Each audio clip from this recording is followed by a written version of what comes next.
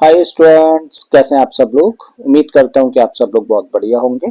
तो भाई आज की इस क्लास में हम लोग स्टार्ट करने जा रहे हैं 10th क्लास का एक नया चैप्टर और इस चैप्टर का नाम है क्वाड्रेटिक इक्वेशंस। बहुत छोटा सा चैप्टर है, बड़े ही सिंपल और इंटरेस्टिंग क्वेश्चंस बनते हैं इस चैप्टर से। ठीक है, तो चलिए स्टार्ट करते हैं। सबसे पहले जानेंगे हम लोग क्वाड्रेटिक इक्वेशंस क्या होती हैं, फिर क्वाड्रेटिक इक्वेशंस को आइडेंटिफाई करना सीखेंगे। साथ ही जो हम लोगों को कोई भी सिचुएशन दी जाती है उस सिचुएशन पर बेस्ड हम लोग क्वाड्रेटिक इक्वेशन बनाना इसी क्लास के अंदर सीखने जा रहे हैं। ठीक है, तो चलिए स्टार्ट करते हैं और आ जाते हैं भाई अपने फर्स्ट पेज पर।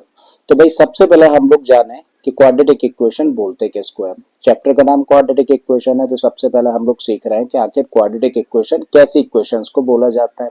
तो कोई भी इक्वेशन जो कि A X square plus B X plus C equal to zero जैसी फॉर्म की हो, क्या बोला, कोई भी इक्वेशन जो कि A X square plus B X plus C equal to zero जैसी फॉर्म की हो, जहां पर के ए बी और सी की जगह पर जो लिखे हुए नंबर्स हैं वो अपने आप में क्या होंगे, रियल नंबर्स होंगे।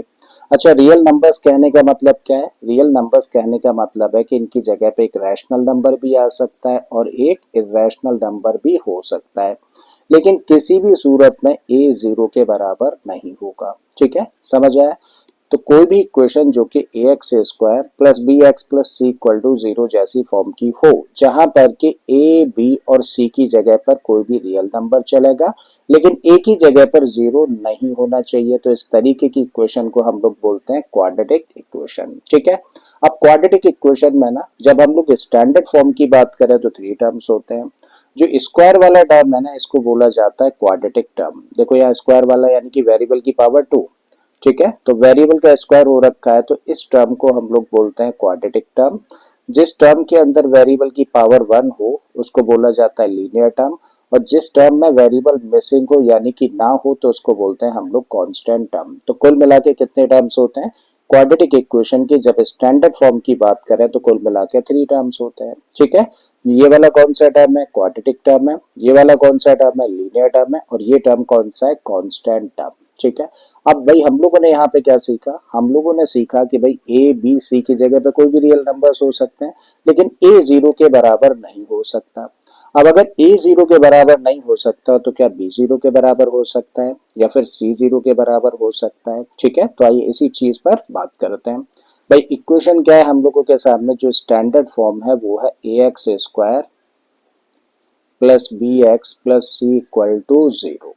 अब ए तो जीरो नहीं हो सकता, ये क्वाड्रेटिक इक्वेशन की फर्स्ट कंडीशन है ही, करेक्ट है।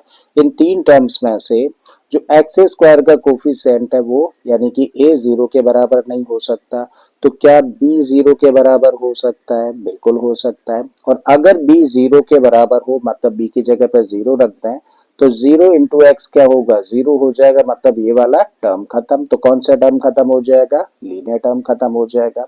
तब इसी इक्वेशन को हम लोग लिख सकते हैं, अगर बी जीरो हो तो ए एक्स स्क्वायर, ये तो टर्म खत्म हो गया, तब क्या रहेगा? C and this equal to zero. क्या ऐसा पॉसिबल है कि भाई A X square plus B X plus C equal to zero जो क्वाड्रेटिक इक्वेशन है उस पर कांस्टेंट टर्म जीरो के बराबर हो? बिल्कुल पॉसिबल है। और अगर कांस्टेंट टर्म जीरो होगा तो क्वाड्रेटिक इक्वेशन की शक्ल कैसी होगी? तब इसकी शक्ल होगी A X square plus B X equal to zero जैसी। अब हम लोगों ने ये देखा कि भाई बी जीरो हो सकता है, सी जीरो हो सकता है, क्या दोनों के दोनों जीरो हो सकते हैं यानी कि बी भी जीरो और सी भी जीरो? तो बिल्कुल ऐसा भी पॉसिबल है।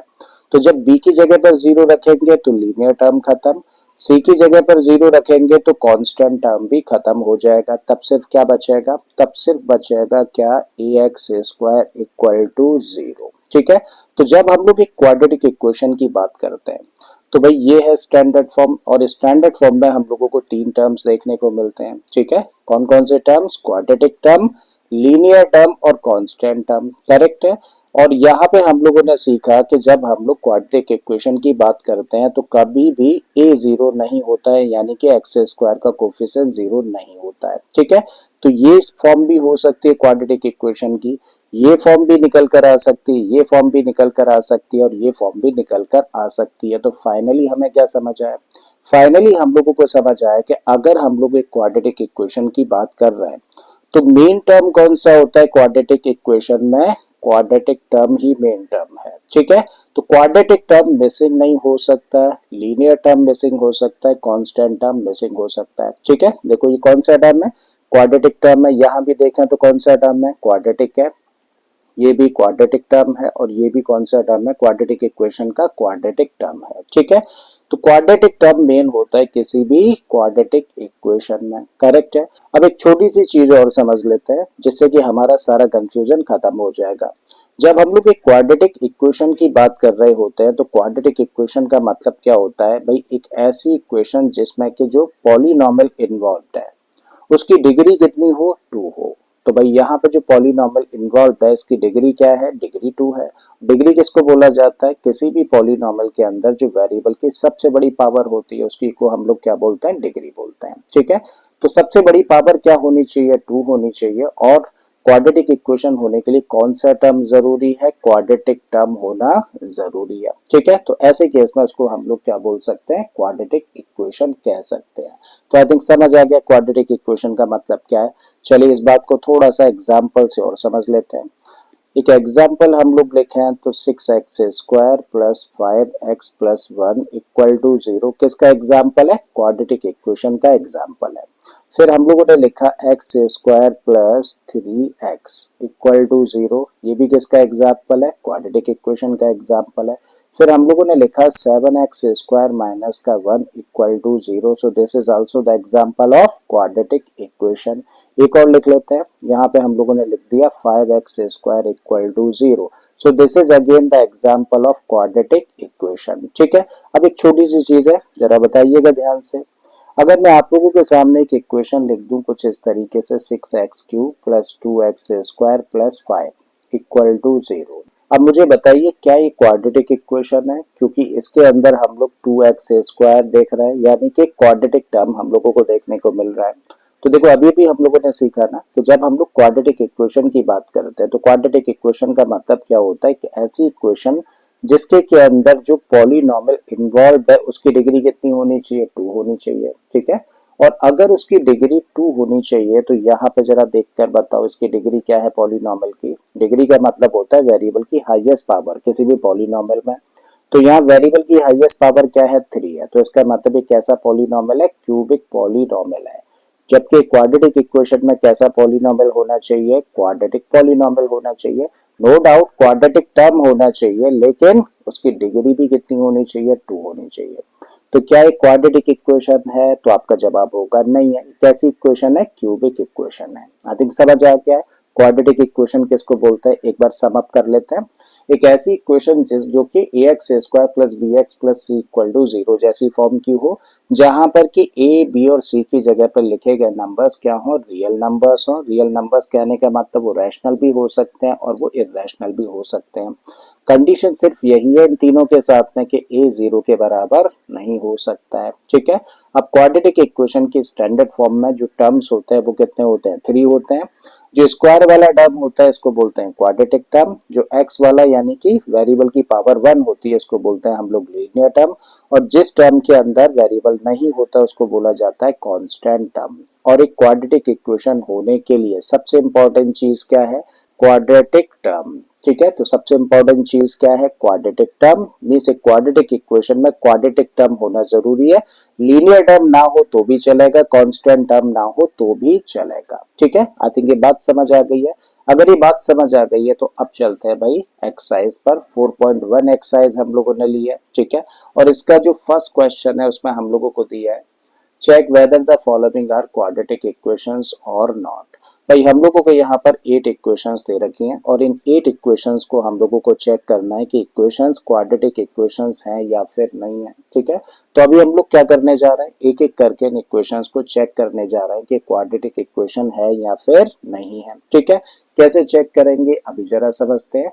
तो फर्स्ट इक्वेशन पर हम लोग आ जाते हैं। फर्स्ट इक्वेशन हम लोगों को दे रखी है x प्लस 1 का होल स्क्वायर इक्वल में 2 इंटू एक्स माइनस 3, करेक्ट है। तो भाई हम लोगों को चेक करना है कि ये गिवन इक्वेशन क्वाड्रेटिक इक्वेशन है या फिर नहीं है। तो हम लोग क्या करें, इस इक्वेशन पर काम करें, इसको सिंप्लीफाइड फॉर्म में लाने की कोशिश करें।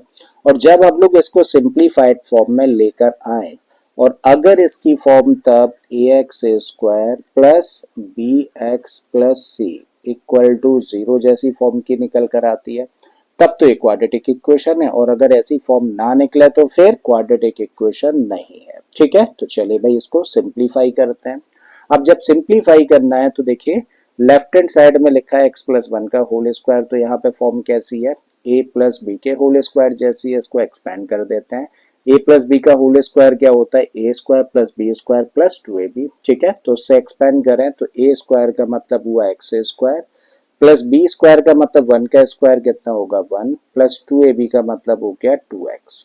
इस साइड में हम लोग आए तो एक ब्रैकेट और ब्रैकेट के बाहर 2 है, तो ब्रैकेट के बाहर क्योंकि 2 है तो ये 2 क्या करेगा ब्रैकेट के अंदर दोनों टर्म्स को मल्टीप्लाई करेगा। तो 2 का मल्टीप्लाई जब x में करेंगे तो मिलेगा 2x, और 2 का मल्टीप्लाई -3 में करेंगे तो माइनस का 6 हुआ। ठीक है, अब इक्वल के इधर उधर सेम साइन के नंबर्स होते हैं तो भाई वो कैंसिल हो जाते हैं, तो इसका मतलब 2x से 2x हो गया कैंसिल। अब क्या करिए सारे के सारे टर्म्स को लेकर चले आइए इधर, तो यहाँ से हमें देखने को मिला x, साथ में क्या है 1 एज इट इज हम लोगों ने रख दिया, और इस -6 को जब इधर ट्रांसपोज करेंगे तो प्लस का 6 बन जाएगा एंड दिस इक्वल टू 0। अब इसको प्लस करके क्या लिख सकते हैं, देखो 1 प्लस 6 क्या लिखा जा सकता है, ये बन गया 7, सो दिस इक्वल टू 0। अब देखिए क्या ये क्वाड्रेटिक इक्वेशन है, मीन्स क्या क्वाड्रेटिक इक्वेशन की स्टैंडर्ड फॉर्म में इसको लिखा जा सकता है।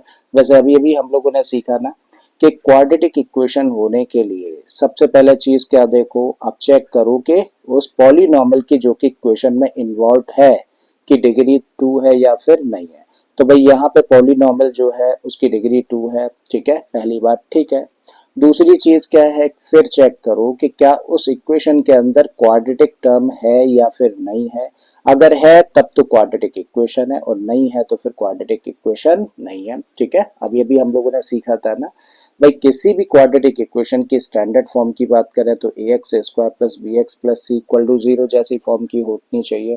अब इसके अंदर हो सकता है कि लीनियर टर्म ना हो तो उसकी फॉर्म ऐसी भी हो सकती है, क्वाड्रेटिक इक्वेशन की फॉर्म ऐसी भी निकल कर आ सकती है, और ये भी फॉर्म क्वाड्रेटिक इक्वेशन की ही होती है। ठीक है, तो अब चलिए इसको लिखना चाहें अगर स्टैंडर्ड फॉर्म में तो हम लोग क्या लिख सकते हैं। देखो यहाँ पे देखें तो कौन सा टर्म है, ये क्वाड्रेटिक टर्म है। ये कौन सा टर्म है, वेरिएबल नहीं है, तो इसका मतलब ये कांस्टेंट टर्म है। आप चाहें तो इसी को क्या लिख सकते हैं, इसी को लिख सकते हैं x square plus 0 into x. 0 into x का मतलब 0 है, और एक पॉलीनॉमियल में 0 प्लस करोगे तो कोई फर्क पड़ेगा नहीं ना, तो बिल्कुल लिख सकते हैं। ऐसा कर देने से एक्चुअली इक्वेशन पे कोई फर्क नहीं पड़ा, लेकिन एक फॉर्म बन गई। कैसी फॉर्म बन गई, ax square plus bx plus c equal to 0 जैसी फॉर्म बन गई। तो अब देखो ये है कौन सा क्वाड्रेटिक टर्म, ये कैसा टर्म आ गया लीनियर टर्म, और ये कौन सा टर्म हो गया कांस्टेंट टर्म हो गया। ठीक है, तो इसी इक्वेशन को चाहे तो हम लोग इस तरीके से लिख सकते हैं, और अगर इसको इस तरीके से लिख सकते हैं तो बेसिकली हम लोगों ने एक्सप्रेस कर दिया इस इक्वेशन को किस फॉर्म में, ax square plus bx plus c equal to 0 जैसी फॉर्म में। मतलब ये फॉर्म फिर कैसी हुई, क्वाड्रेटिक इक्वेशन की फॉर्म हुई। इसका मतलब जो गिवन इक्वेशन है वो कैसी है, yes that is a quadratic equation. ठीक है, तो पहले का आंसर क्या होगा, yes yes this is a quadratic equation. I think first part समझ आ गया। फर्स्ट पार्ट समझ आ गया है तो अब भाई चलते हैं नेक्स्ट पार्ट पर। अगले पार्ट में जो इक्वेशन हम लोगों को दे रखी है वो है एक्स स्क्वायर माइनस का 2x इक्वल में क्या है, इक्वल में माइनस का 2 है, और इनटू में है 3 माइनस एक्स। ठीक है, इसको भी हम लोग क्या करेंगे भाई सिंप्लीफाइड फॉर्म में लेकर आएंगे, और सिंप्लीफाइड फॉर्म में लाने के बाद में इसके साथ में कंपेयर करेंगे, चेक करेंगे कि भाई क्वाड्रेटिक इक्वेशन की स्टैंडर्ड फॉर्म में लिखा जा सकता है या फिर नहीं लिखा जा सकता है। लिखा जा सकता है तब तो क्वाड्रेटिक इक्वेशन है, नहीं लिखा जा सकता तो फिर क्वाड्रेटिक इक्वेशन नहीं होगी। ठीक है, चलो जी करो सिंप्लीफाई। इधर कुछ नहीं कर सकते तो एज इट इज लिख दो एक्स स्क्वायर माइनस का 2x and this equal to, अब देखो -2 ना इस ब्रैकेट के बाहर है, तो ये -2 क्या करेगा, ब्रैकेट के अंदर जो दो टर्म्स है दोनों को मल्टीप्लाई करेगा। ठीक है, तो चलिए कर देते हैं। -2 का मल्टीप्लाई जब 3 के साथ करेंगे तो मिलेगा हम लोगों को माइनस का 6, -2 का मल्टीप्लाई माइनस एक्स के साथ में करेंगे तो माइनस माइनस प्लस हो जाना है, और फाइनली मिलेगा हम लोगों को 2x। क्या करिए इस साइड में जो दो टर्म्स है दोनों को कर दो ट्रांसपोज। तो सबसे पहले ये वाला टर्म लिखा, एक्स स्क्वायर, फिर ये वाला माइनस का 2x, और इसको ट्रांसपोज करेंगे तो फिर ये माइनस में आ जाएगा, तो मतलब माइनस का 2x, इसको ट्रांसपोज करेंगे तो प्लस का 6 एंड दिस इक्वल टू, तब इस साइड में क्या बचेगा, 0 बचेगा। आगे लिखे है तो एक्स स्क्वायर हो गया, माइनस का 2x और माइनस का 2x बन गया माइनस का 4x प्लस का 6 एंड दिस इक्वल टू 0। क्या इसको इससे ज्यादा सिंप्लीफाइड फॉर्म में लाना पॉसिबल है? नहीं, नहीं लाना है तो अब कर लो कंपेयर। तो भाई साहब जब हम लोग इसको इसके साथ में कंपेयर करें तो हम लोग देख पा रहे हैं 3 टर्म्स है, जिसमें से ये टर्म कौन सा है, क्वाड्रेटिक टर्म है। ये टर्म देखें तो कौन सा है, लीनियर टर्म है, और ये टर्म कौन सा है, कांस्टेंट टर्म है। ठीक है, तो आ रहे हैं ना तीनों टर्म्स, क्वाड्रेटिक टर्म भी है, लीनियर टर्म भी है और कांस्टेंट टर्म भी है। इसका मतलब ये इक्वेशन कैसी हुई, क्वाड्रेटिक इक्वेशन हुई। तो इसके लिए भी क्या जवाब होगा, yes this is also a quadratic equation. ठीक है, आई थिंक चीजें समझ आ पा रही हैं। चीजें समझ आ पा रही हैं तो चलिए ले लेते हैं थर्ड पार्ट। अब थर्ड पार्ट पर हम लोग आए तो इक्वेशन क्या दे रखी है भाई, थर्ड पार्ट में इक्वेशन हम लोगों को दे रखी है x minus two, into में है x प्लस वन, और इक्वल में है x minus one into x plus three. ठीक है, पहले इसको थोड़ा सा सिंप्लीफाइड फॉर्म में लेकर आते हैं। उसके लिए हम लोग क्या कर रहे हैं, इन दोनों एक्सप्रेशंस को मल्टीप्लाई कर रहे हैं। सबसे पहले क्या करूँ, x को पकड़ लूँ, x का मल्टीप्लाई करूँ किसके साथ में, x के साथ में, तो क्या मिलेगा, एक्स स्क्वायर। अगेन x का मल्टीप्लाई करेंगे 1 के साथ में तो क्या मिल जाएगा, x मिलेगा। अब माइनस टू को पकड़ो तो माइनस टू का मल्टीप्लाई करो इस ब्रैकेट के अंदर फर्स्ट टर्म यानी कि x के साथ में, तो क्या बनेगा, माइनस का 2, और फिर माइनस टू का मल्टीप्लाई अगर 1 के साथ में कर देंगे तो यहाँ से मिलने वाला है 2। यही काम इधर करना है हम लोगों को, x को पकड़कर चलना है। तो x का मल्टीप्लाई जब x में करेंगे तो मिलेगा एक्स स्क्वायर, x का मल्टीप्लाई जब प्लस के 3 के साथ में करेंगे तो मिलेगा प्लस का 3x। अब माइनस वन की बारी है तो माइनस वन का मल्टीप्लाई x में करेंगे तो माइनस का x, और जब माइनस वन का मल्टीप्लाई 3 के साथ में किया जाएगा तो प्लस माइनस माइनस का 3। ठीक है, इक्वल के इधर उधर कभी भी सेम साइन के नंबर्स होते हैं, क्या बोला, इक्वल के इधर उधर सेम साइन के नंबर्स होते हैं तो आपस में कैंसिल हो जाते हैं, तो एक्स स्क्वायर से एक्स स्क्वायर कैंसिल। ठीक है, अब इसको ले आओ थोड़ा सा सिंप्लीफाइड फॉर्म में, मतलब कर लो प्लस। तो x माइनस टू एक्स को क्या लिख सकते हो आप, कहेंगे इसको लिख सकते हैं माइनस का x, यहाँ पर क्या है माइनस का 2, इक्वल के इधर आ जाए तो 3x माइनस एक्स है। इस 3x में से x माइनस करेंगे तो आपका जवाब होगा कि 2x बचेगा, और साथ में क्या है माइनस का 3। अब ऐसा करिए सारे के सारे टर्म्स को ना इधर लेकर चले आइए। ठीक है, तो ये टर्म अपने प्लेस पर है तो इसको तो आपने ऐसे ही लिखा, जब इसको ट्रांसपोज करेंगे इधर तो ये माइनस में आएगा तो माइनस का 2x। ठीक है, ये माइनस का 2 एज इट इज रखा, और जब हम लोग इसको ट्रांसपोज करेंगे माइनस का 3 है ना, जब इसको इधर ट्रांसपोज किया जाएगा तो प्लस का 3 हो जाएगा, देन इक्वल के इधर तब क्या रह जाएगा, 0। ठीक है, अब माइनस एक्स और माइनस 2x मिलकर हो गया माइनस का 3x, माइनस 2 प्लस 3 कितना होगा, ये बन जाएगा प्लस का 1 एंड दिस इक्वल टू 0। क्या इस इक्वेशन को इससे ज्यादा सिंप्लीफाइड फॉर्म में लाना पॉसिबल है, तो आपका जवाब होगा नहीं है। ठीक है, क्योंकि दोनों अनलाइक टर्म्स हैं, इससे ज्यादा कुछ कर नहीं पाओगे। जब कुछ कर नहीं पाओगे तो अब चेक करो कि क्या ये A X square plus B X plus C equal to 0 जैसी फॉर्म में है। ठीक है, तो देखो जब इक्वेशन को चेक करना होता है तो क्या समझाया था भाई, सबसे पहला चीज तो यही चेक करो कि भाई जो पॉलिनॉमियल इन्वॉल्व है किसी भी इक्वेशन में, जो पॉलिनॉमियल इन्वॉल्व है क्या वो क्वाड्रेटिक पॉलिनॉमियल है। ठीक है, क्या वो क्वाड्रेटिक पॉलिनॉमियल है, तो भाई साहब आप जब इस पॉलिनॉमियल को देखेंगे तो आप कहेंगे कि भाई यहाँ पे x की क्या पावर है, x की पावर 1 है, इसका मतलब ये तो लीनियर पॉलिनॉमियल है। जबकि फर्स्ट कंडीशन ही क्या है किसी भी इक्वेशन को चेक करने के लिए कि वो क्वाड्रेटिक इक्वेशन है या फिर नहीं है, तो वही फर्स्ट कंडीशन होती है कि सबसे पहले तो जो पॉलिनॉमियल इन्वॉल्व्ड है उस एक्सप्रेशन के अंदर वो कैसा होना चाहिए, क्वाड्रेटिक पॉलिनॉमियल होना चाहिए। अब क्योंकि यहाँ पे क्वाड्रेटिक पॉलिनॉमियल नहीं है, ठीक है, इसका मतलब कौन सा टर्म मिसिंग है, कौन सा टर्म, क्वाड्रेटिक टर्म मिसिंग है। और किसी भी क्वाड्रेटिक इक्वेशन में सबसे इंपॉर्टेंट इंग्रेडिएंट क्या होता है, क्वाड्रेटिक टर्म होता है, करेक्ट है। तो वो मिस नहीं हो सकता। तो क्या ये इक्वेशन ऐसी फॉर्म की है? तो आपका जवाब होगा नहीं है। क्यों नहीं है? क्योंकि इसके अंदर एक्स स्क्वायर का कोफिशिएंट क्या हो रहा है? 0 हो रहा है। ठीक है, तो आई थिंक समझ आ गया। तो इसके लिए क्या जवाब होगा? No, this is not a quadratic equation, as this is not of the form of, कैसी फॉर्म की नहीं है? A X square plus B X plus C equal to 0 जैसी फॉर्म की इक्वेशन नहीं है। ठीक है, तो आई थिंक ये क्लियर हो गया। क्लियर हो गया तो भैया एक और पार्ट हम लोग लेते हैं, फोर्थ पार्ट पर आ जाते हैं।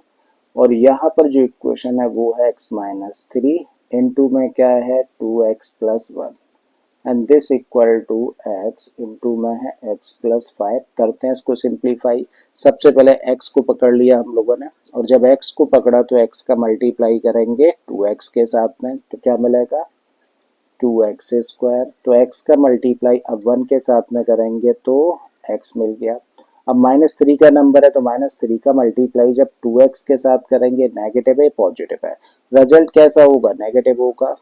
और क्या मिलेगा? माइनस का 6x। -3 का मल्टीप्लाई +1 के साथ करेंगे तो प्लस माइनस माइनस, और 3 और 1 का मल्टीप्लाई करते हैं तो 3। ठीक है, तो इस साइड पे काम खत्म। इधर करते हैं।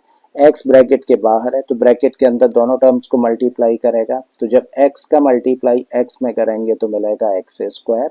x का मल्टीप्लाई जब 5 में करेंगे तो यहाँ से हम लोगों को मिल जाएगा 5x। क्या करना है? इस साइड के जो दोनों टर्म्स हैं उनको कर दो इधर ट्रांसपोज। ठीक है, साथ में सिंप्लीफाई भी कर लेते हैं।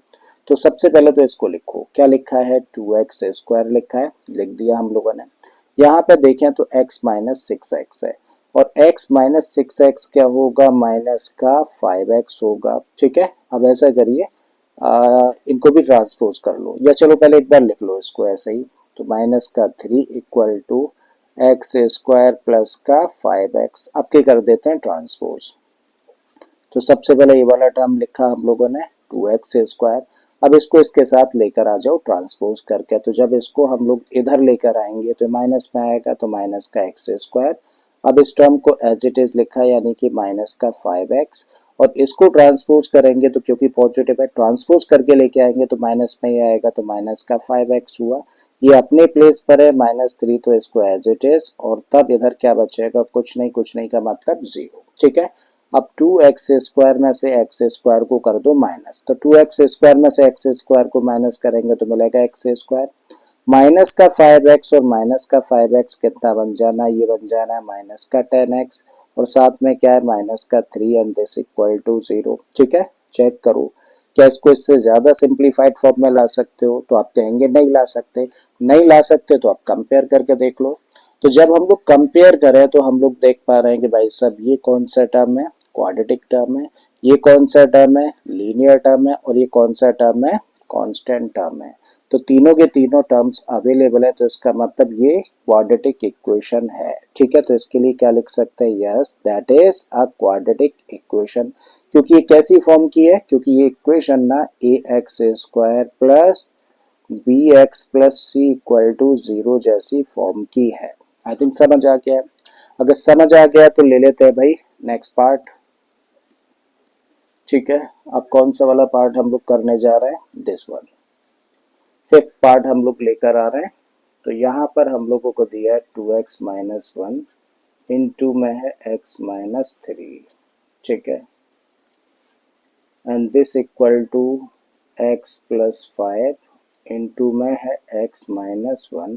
करते हैं इसको सिंप्लीफाई। जब सिंप्लीफाई करेंगे तो 2x का मल्टीप्लाई x में किया जाएगा तो हम लोगों को मिलेगा 2x स्क्वायर। जब 2x का मल्टीप्लाई -3 में करेंगे तो बन जाएगा माइनस का 6x।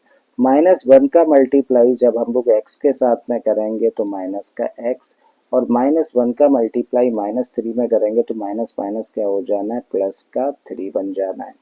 यही काम इधर करते हैं, तो x का मल्टीप्लाई भाई x में करेंगे तो मिलेगा हम लोगों को x स्क्वायर। जब x का मल्टीप्लाई हम लोग -1 में करें तो माइनस का x होगा।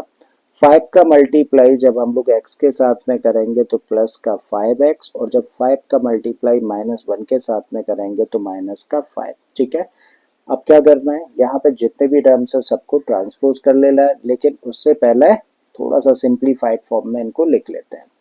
तो 2x² -6x और -x कितना हो जाएगा, बन जाएगा माइनस का 7x प्लस का 3 एज इट इज लिख दिया। x² भाई एज इट इज रखा, -x प्लस 5x कितना हो जाएगा, ये बन जाएगा प्लस का 4x माइनस का 5। अब इन तीनों के तीनों टर्म्स को लेकर चले जाओ इधर। तो सबसे पहले तो ये वाला टर्म लिखो, तो लिखा आपने 2x², इसको ट्रांसपोज करेंगे तो माइनस में आएगा। ठीक है, अब देखो इसका नंबर है, ये माइनस का है तो भैया माइनस एज इट इज रखिए, माइनस का 7x लिख दीजिए। इसको ट्रांसपोज करो, पॉजिटिव टर्म है तो ट्रांसपोज करेंगे तो नेगेटिव बन जाएगा, यानी कि माइनस का 4x।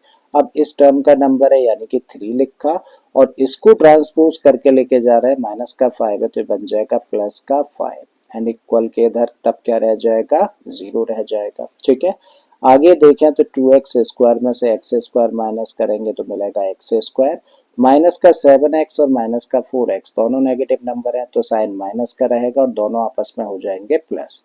तो 7 और 4 कितने होते हैं, 11x। बिल्कुल इसी तरीके से 5 और 3 दोनों को प्लस कर देंगे तो यहाँ पर मिला 8 एंड दिस इक्वल टू 0। अब इसको इससे ज़्यादा सिंप्लीफाइड फॉर्म में लाना पॉसिबल नहीं है। जब पॉसिबल नहीं है तो अब चेक कर लो। अब चेक करने पे देख रहे हैं कि दिस इज क्वाड्रेटिक टर्म, ये कैसा है, लीनियर टर्म, और ये कैसा है, कांस्टेंट टर्म। तो क्वाड्रेटिक टर्म भी है, लीनियर टर्म भी है और कांस्टेंट टर्म भी है। ठीक है, तो इसका मतलब ये कैसी इक्वेशन है, yes that is a quadratic equation. ठीक है, अगले पार्ट पर आए।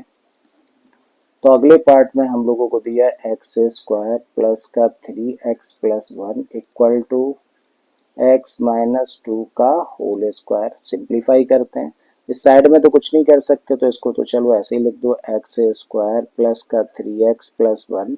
अब यहाँ पे देखें तो कैसी फॉर्म है, a माइनस बी के होल स्क्वायर जैसी फॉर्म है, और a माइनस बी का होल स्क्वायर क्या होता है, a² plus b² minus 2ab। ठीक है, तो उस आइडेंटिटी का यूज करिए और इसको एक्सपैंड कर दीजिए। एक ही जगह पर x है और होना चाहिए a² यानी कि x² प्लस b की जगह पर 2 है और इसका स्क्वायर करेंगे तो 4, माइनस का 2a भी लिखना चाहें तो इसको लिखेंगे माइनस का 4x। ठीक है, इक्वल के इधर उधर कभी भी सेम साइन के नंबर्स होते हैं तो वो आपस में कैंसिल हो जाते हैं, तो x² से x² हो गया कैंसिल। ठीक है, अब यहाँ पे क्या है 3x, तो 3x के साथ में ना ये वाला टर्म ट्रांसपोज कर कर लेके आ जाओ, माइनस का 4x है, जब इस टर्म को इधर भेजेंगे तो ये हो जाएगा प्लस का 4x। ठीक है, प्लस का 1 है एज इट इज रखा, इसके साथ में इसको ट्रांसपोज करके लेके आ जाओ इस साइड में, तो ये माइनस का 4 हुआ।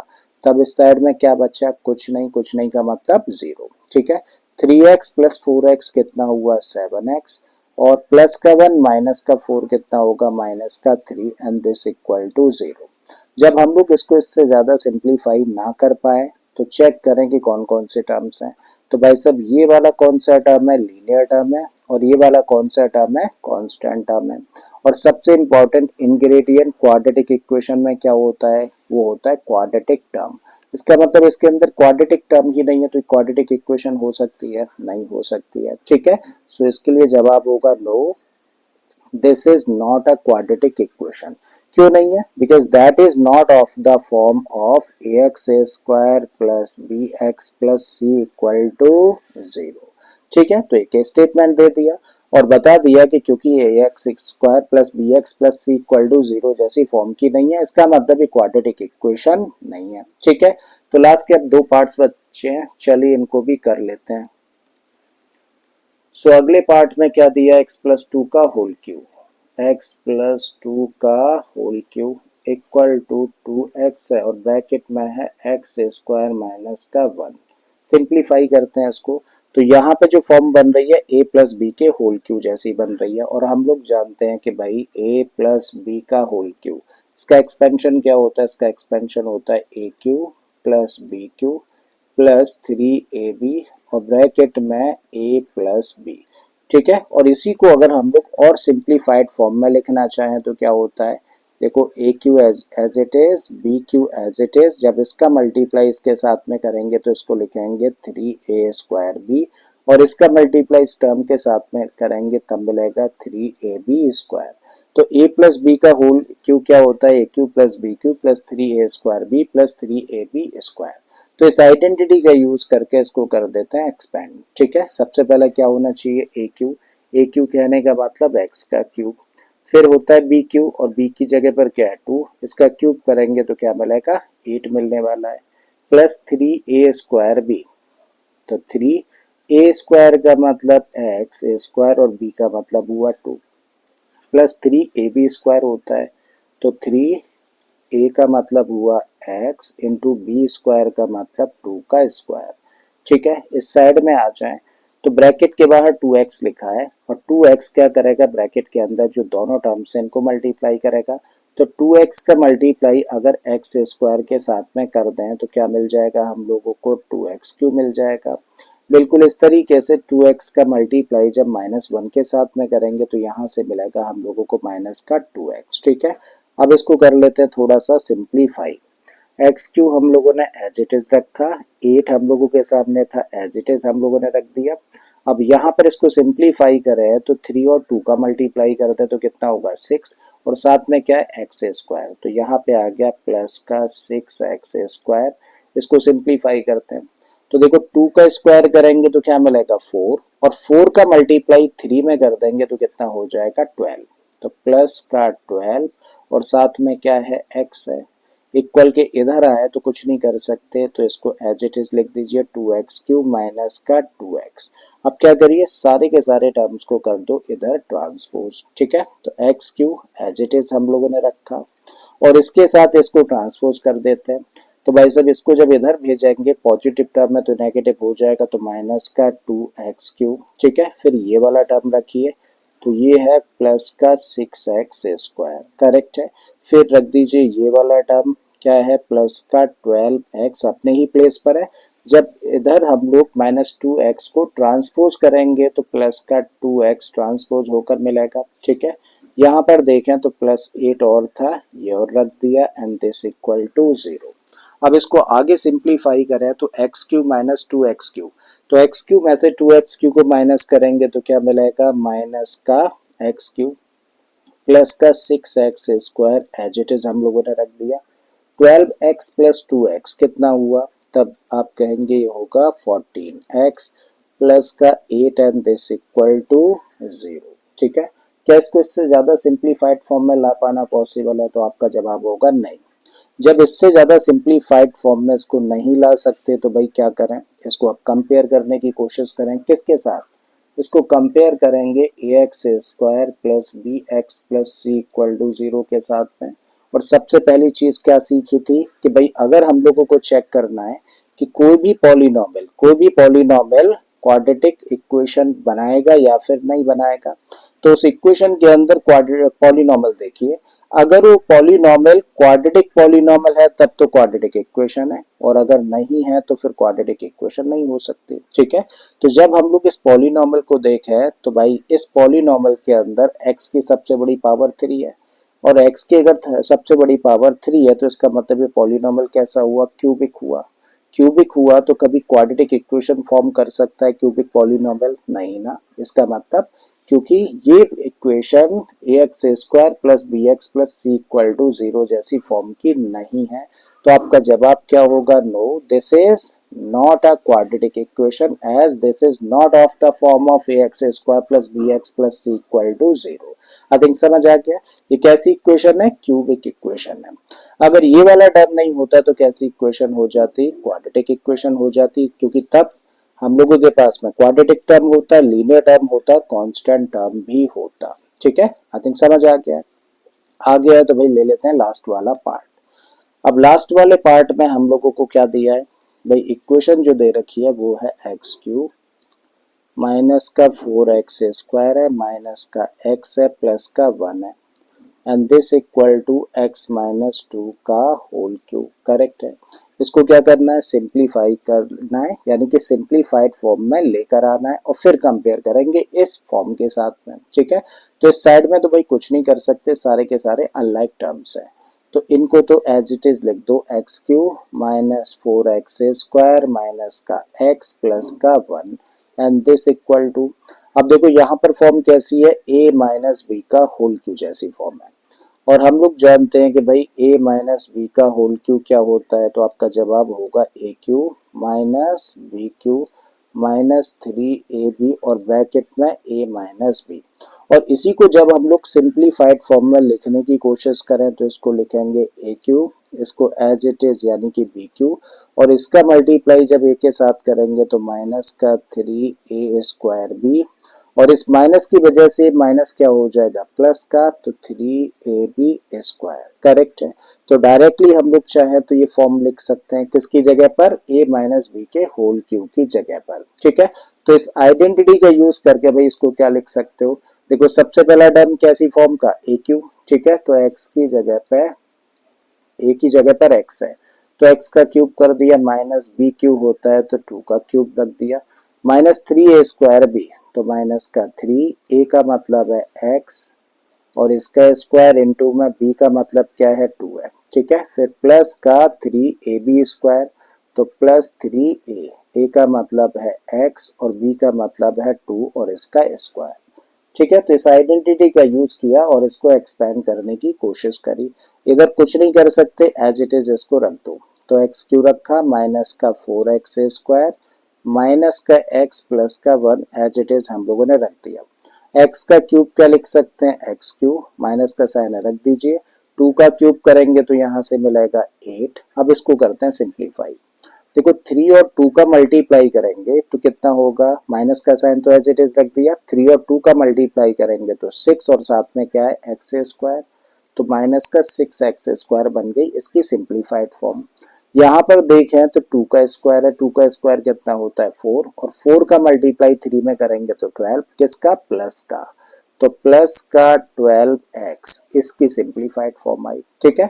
अब इक्वल के इधर उधर हम लोग देख रहे हैं कि दोनों साइड्स में एक्स क्यू है, और कभी भी इक्वल के इधर उधर अगर सेम साइन का नंबर होता है तो वो आपस में कैंसिल हो जाता है, राइट। तो अब बचा क्या फिर यहाँ पर, माइनस का 4x स्क्वायर माइनस का x प्लस 1, और इस साइड में क्या बचा, इस साइड में तब हम लोगों को मिलता है माइनस का 8 सबसे पहले, फिर उसके बाद में माइनस का 6x स्क्वायर और प्लस का 12x। क्या करिए इन सारे के सारे यानी कि तीनों टर्म्स को इधर ट्रांसपोज कर देते हैं, ठीक है। तो सबसे पहले ये वाला टर्म हम लोगों ने लिखा तो माइनस का 4x स्क्वायर, इसको ट्रांसपोज करके लेके आएंगे, नेगेटिव है तो जब इसको इधर ट्रांसपोज करेंगे तो प्लस का बन जाएगा 6x स्क्वायर। फिर इस टर्म को लिखो, जब इस टर्म को लिखेंगे तो अपने प्लेस पर है minus x as it is हम लोगों ने रख दिया, और जब इसको हम लोग ट्रांसपोज करके इस साइड में लेकर आएंगे तो माइनस का 12x बनेगा। अब इस नंबर की बारी है तो प्लस का 1 एज इट इज, और इसको ट्रांसपोज करें माइनस 8 को तो ये बन जाएगा प्लस का 8 एंड दिस इक्वल टू 0। अब minus 4x square plus 6x square, तो minus 4x square plus 6x square कितना हो गया, तो आप कहेंगे ये बन जाएगा 2x स्क्वायर, माइनस x और माइनस 12x कितना हो जाएगा, माइनस का 13x, इन दोनों को प्लस कर देंगे तो प्लस का 9 एंड दिस इक्वल टू 0। अब चेक कर लीजिए कि इसको इससे ज्यादा सिंप्लीफाइड फॉर्म में ला सकते हो क्या, तो आपका जवाब होगा नहीं ला सकते। जब इसको इससे ज्यादा सिंप्लीफाइड फॉर्म में नहीं ला सकते तो इसका मतलब क्या हुआ, इसका मतलब है कि अब इसको हम लोग कंपेयर करें इस फॉर्म के साथ में। तो यहाँ पे जब हम लोग देखें तो ये कौन सा टर्म दिख रहा है, कि हम लोगों को दिख रहा है क्वाड्रेटिक टर्म, क्योंकि x की पावर 2 है। यहाँ पे देखें तो x यानी कि वेरिएबल की पावर 1 है, मतलब ये लीनियर टर्म है, और ये कांस्टेंट टर्म है।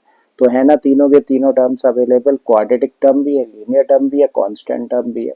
तो इसका मतलब यस दैट इज कैसी इक्वेशन हो जाती है, एक क्वाड्रेटिक इक्वेशन बन जाती है। तो इसके लिए जवाब होगा yes, the given equation is a quadratic equation, ठीक है। तो उम्मीद करता हूं कि आप लोगों को समझ आ गया होगा कि अगर हम लोगों को एक इक्वेशन दी जाए और हमें चेक करना हो कि वो क्वाड्रेटिक इक्वेशन है या फिर नहीं है तो कैसे चेक करते हैं। अगर ये चीज क्लियर हो गई है तो अब चलते हैं भाई अगले क्वेश्चन पर। अब अगले क्वेश्चन पर हम लोग आए तो यहाँ हम लोगों को बोला है represent the following situations in the form of a quadratic equation. तो भाई हम लोगों को यहाँ पर ना कुछ सिचुएशंस दे रखी हैं। और इन सिचुएशंस को हम लोगों को एक्सप्रेस करना है किसके टर्म्स में, क्वाड्रेटिक इक्वेशन की फॉर्म में। ठीक है, तो किस फॉर्म में लेकर आना है, क्वाड्रेटिक इक्वेशन की फॉर्म में लेकर आना है। मतलब हम लोगों को सिर्फ क्वाड्रेटिक इक्वेशन बनानी है, उसको सॉल्व नहीं करना है। सॉल्व हम लोग करेंगे अगली क्लास में, जब हम लोग सीख जाएंगे कि क्वाड्रेटिक इक्वेशन को सॉल्व करने के कौन कौन से मेथड्स होते हैं। ठीक है, तो अभी क्या करेंगे, सिर्फ हम लोग इक्वेशंस बनाएंगे। तो पहली सिचुएशन पर जब हम लोग आए तो यहाँ पर हम लोगों को बोला है the area of a rectangular plot is 528 meter square. The length of the plot is one more than twice its breadth. We need to find the length and breadth of the plot. तो question हम लोगों से कह रहा है कि भाई एक रेक्टेंगुलर प्लॉट है, तो रेक्टेंगुलर प्लॉट है तो चलिए बना लेते हैं रेक्टेंगुलर प्लॉट। अब इस रेक्टेंगुलर प्लॉट की लेंथ और ब्रेथ के बीच में रिलेशन दे रखा है। ठीक है, लेंथ और ब्रेथ के बीच में जब रिलेशन दे रखा है तो पहले देखो कि पहले क्या बोला है, देखो पहले बोला है length, the length of the plot is one more than twice its breath. तो इसका मतलब पहले लेंथ का जिक्र किया है और फिर उसके बाद में ब्रेथ का जिक्र कर रखा है। तो जब भी कभी हम लोगों को दो चीज के बीच में रिलेशन के लिए स्टेटमेंट दे रखा हो, तो दो चीजों के बीच में रिलेशन शो करने का स्टेटमेंट जब हम लोगों के सामने हो तो लेट करना होता है। तो किसको लेट करते हैं, जिस चीज के बारे में बाद में जिक्र किया गया है। तो यहाँ पर लेंथ और ब्रेथ का रिलेशन दे रखा है और बाद में किसको डिस्कस किया है, ब्रेथ को। इसका मतलब अगर इस क्वेश्चन को प्रॉपरली लेकर चलना है तो किसको लेट करोगे, लेट करोगे तब ब्रेथ को। ठीक है, तो मान लेते हैं भाई साहब ये रेक्टेंगुलर प्लॉट है और इस रेक्टेंगुलर प्लॉट की जो ब्रेथ है वो कितनी होगी, x होगी। करेक्ट है, तो लेट कर लिया हम लोगों ने, किसको लेट किया, ब्रेथ को लेट किया। अब एज पर द स्टेटमेंट, यानी कि स्टेटमेंट के हिसाब से क्या होना चाहिए, जो लेंथ होगी ना वो वन मोर यानी कि 1 मीटर ज्यादा, किससे, ट्वाइस इट्स ब्रेथ यानी कि ब्रेथ के डबल से। तो जो लेंथ होगी इस रेक्टेंगुलर प्लॉट की वो ब्रेथ के डबल से भी 1 मीटर ज्यादा है। तो भाई साहब ब्रेथ अगर x है तो इसका डबल क्या होगा, इसका डबल होगा 2x और इससे भी 1 मीटर ज्यादा है तो इसका मतलब तब लेंथ हो जाएगी 2x प्लस 1। तो जो लेंथ हुई ना वो 1 मीटर ज्यादा है, किससे, ब्रेथ के डबल से। यही स्टेटमेंट हम लोगों को दिया था। ठीक है, तो अब बनाते हैं भाई क्वाड्रेटिक इक्वेशन। लेट किया हम लोगों ने, क्या लेट किया, let the breadth of the rectangular plot equal to x meter, therefore the length of the rectangular plot कितनी हो जाएगी, 1 मीटर ज्यादा, किससे, ब्रेथ के डबल से, यानी कि तब हो गई 2x प्लस 1। ठीक है, तो ये हम लोगों के पास में ब्रेथ है और ये हम लोगों के पास में लेंथ है। अब क्वेश्चन कह रहा है कि भाई साहब इस रेक्टेंगुलर प्लॉट का जो एरिया है वो कितना है, 528 मीटर स्क्वायर। इसका मतलब अब आते हैं अकॉर्डिंग टू क्वेश्चन, क्वेश्चन के अकॉर्डिंग जो एरिया ऑफ द प्लॉट है वो कितना है, 528 मीटर स्क्वायर। ठीक है, और एरिया क्या होता है, जब हम लोग रेक्टेंगुलर प्लॉट की बात करें यानी कि एक रेक्टेंगल की बात करें तो एरिया निकालने का फॉर्मूला क्या होता है, एल इंटू बी, यानी कि लेंथ और ब्रेथ का मल्टीप्लाई कर दें तो एरिया डिफाइन हो जाता है। ठीक है, अब हमारे पास लेंथ भी है ब्रेथ भी है, क्या करें, अगर इन दोनों का मल्टीप्लाई करें तो ये किसको डिफाइन करेगा, एरिया को डिफाइन करेगा। ठीक है, तो लेंथ की जगह पर रखो भाई 2x प्लस 1 और इनटू में ब्रेथ कितनी है, x है, और ये किसके बराबर होना चाहिए, 528 मीटर स्क्वायर के। अब क्या करिए, ब्रैकेट के बाहर x है तो ये x क्या करेगा, ब्रैकेट के अंदर दोनों टर्म्स को मल्टीप्लाई। ठीक है, तो जब x का मल्टीप्लाई हम लोग 2x के साथ में करेंगे तो बन जाएगा 2x स्क्वायर, x का मल्टीप्लाई जब 1 के साथ में करेंगे तो बन जाएगा x और इक्वल के इधर क्या है, 528। अब ऐसा करो 528 को भी इधर ट्रांसपोज कर दो, तो ये वाला term as it is 2x square plus ये वाला टर्म एज इट इज, और इसको ट्रांसपोज कर रहे हैं तो माइनस में आएगा, माइनस का 528 एंड दिस इक्वल टू, तब इधर क्या बचेगा, कुछ नहीं का मतलब 0। और इस तरीके से देखिए हम लोगों ने इस सिचुएशन को एक्सप्रेस कर दिया इस फॉर्म में, और इस फॉर्म में कर दिया तो कैसी फॉर्म है, क्वाड्रेटिक इक्वेशन की फॉर्म है। कैसे भाई साहब, ये कैसा टर्म है, क्वाड्रेटिक टर्म है, ये कैसा टर्म है, लीनियर टर्म है, और ये कैसा टर्म है, कांस्टेंट टर्म है। ठीक है, तो ax square plus bx plus c equal to 0 जैसी फॉर्म में लेकर आ गए मतलब इस सिचुएशन को हम लोगों ने एक्सप्रेस कर दिया किसकी फॉर्म में, एक क्वाड्रेटिक इक्वेशन की फॉर्म में, और यही हो गया आंसर। जब हम लोग को लेंथ और ब्रेथ निकालनी होगी तो इसी क्वाड्रेटिक इक्वेशन को हम लोग सॉल्व कर लेंगे, ठीक है। लेकिन फिलहाल के लिए हमें तो सिर्फ क्वाड्रेटिक इक्वेशन बनाने तक के लिए बोला था। आई थिंक इस सिचुएशन क्लियर हो गई है।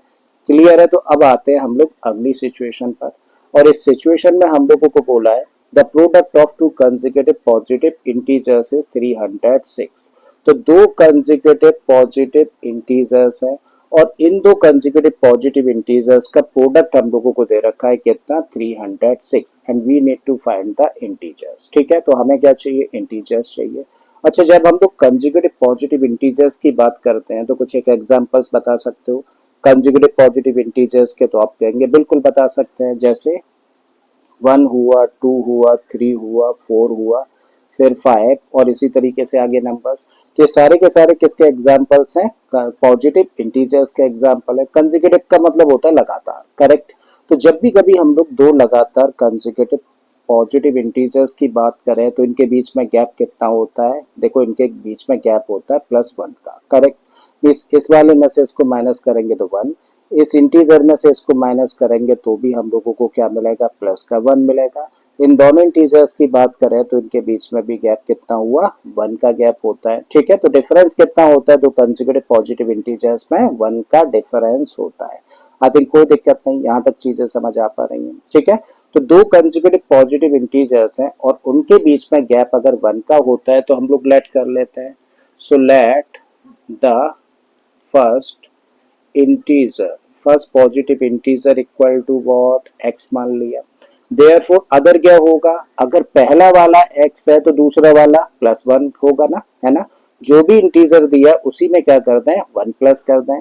जैसे मान लीजिए पहला इंटीजर 2 है तो हमें इसके बाद वाला चाहिए तो क्या करें, इस 2 में 1 प्लस कर दें तो अगला वाला आ जाएगा। इसके बाद एक और चाहिए तो 3 में 1 प्लस कर दें तो अगला वाला आ जाएगा। तो अगला वाला फाइंड करने के लिए क्या करते हैं, 1 प्लस कर देते हैं।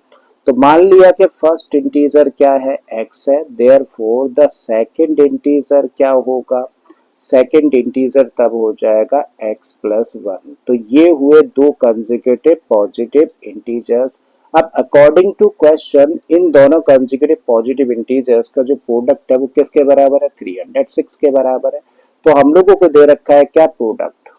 So the product of to consecutive integers कितना दिया है, 306। और हमारे हिसाब से क्योंकि पॉजिटिव इंटीजर्स ये दोनों हैं कंसेक्यूटिव, ठीक है, तो इन दोनों का प्रोडक्ट हमारे हिसाब से क्या होना चाहिए, हमारे हिसाब से होना चाहिए x इंटू एक्स +1, यानी कि दोनों का मल्टीप्लाई कर दें तो प्रोडक्ट आ जाएगा।